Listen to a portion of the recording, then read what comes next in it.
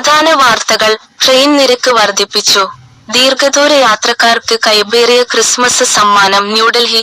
Christmas, പുതുവത്സര യാത്രകൾക്കായി തയ്യാറെടുക്കുന്ന സാധാരണക്കാർക്ക് റെയിൽവേയുടെ പ്രഹരം.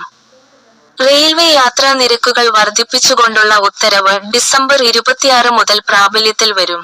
ടിക്കറ്റ് ബുക്ക് ചെയ്തു കഴിഞ്ഞവർക്കും ഡിസംബർ 26-ന് ശേഷം യാത്ര ചെയ്യുന്നവർക്കും പുതിയ നിരക്ക് ബാധകമായേക്കും. നിരക്ക് വർധനവ് ആർക്കൊക്കെ ബാധകം? 215 കിലോമീറ്റർ വരെയുള്ള സാധാരണ യാത്രകളെ നിരക്ക് വർധനയിൽ നിന്ന് ഒഴിവാക്കിയിരിക്കുന്നത് ഹ്രസ്വദൂര യാത്രക്കാർക്കും ഓഫീസിൽ പോകുന്നവർക്കും വലിയ ആശ്വാസമാണ്. എന്നാൽ ദീർഘദൂര യാത്രക്കാരെ സംബന്ധിച്ച് ഇത് ചെറിയ തുകയല്ല. ഓർഡിനറി ട്രെയിനുകളിൽ 215 കിലോമീറ്ററിന് മുകളിലുള്ള യാത്രകൾക്ക് കിലോമീറ്ററിന് 1 പൈസ വീതം നിരക്ക് വർധിക്കും.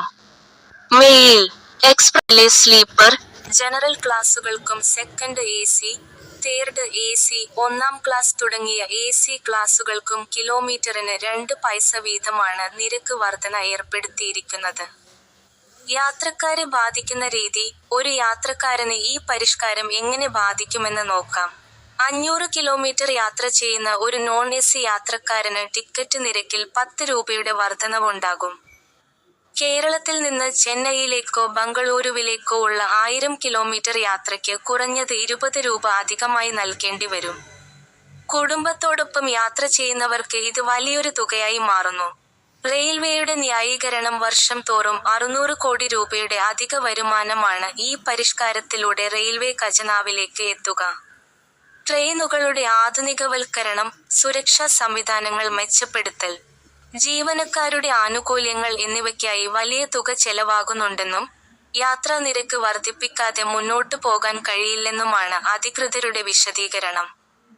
സീസൺ ടിക്കറ്റുകാർക്ക് ആശ്വാസം. സബർബൻ ലോക്കൽ ട്രെയിനുകളെയും സീസൺ ടിക്കറ്റ് (MST) എടുക്കുന്ന സ്ഥിരം യാത്രക്കാരെയും ഈ വർധനവിൽ നിന്ന് മാറ്റി നിർത്തിയിട്ടുണ്ട്. ഇത് സാധാരണക്കാരായ തൊഴിൽ തേടി യാത്ര ചെയ്യുന്നവർക്ക് വലിയ ആശ്വാസമായി. 6 മാസത്തിനിടെ റെയിൽവേ നടത്തുന്ന 2ാമത്തെ നിരക്ക് വർധനയാണിത്. കഴിഞ്ഞ ജൂലൈയിൽ നടപ്പിലാക്കിയ വർധനവിന് പിന്നാലെ വീണ്ടും നിരക്ക് ഉയർത്തുന്നത് യാത്രക്കാർക്കിടയിൽ പ്രതിഷേധത്തിന് ഇടയാക്കിയിട്ടുണ്ട്.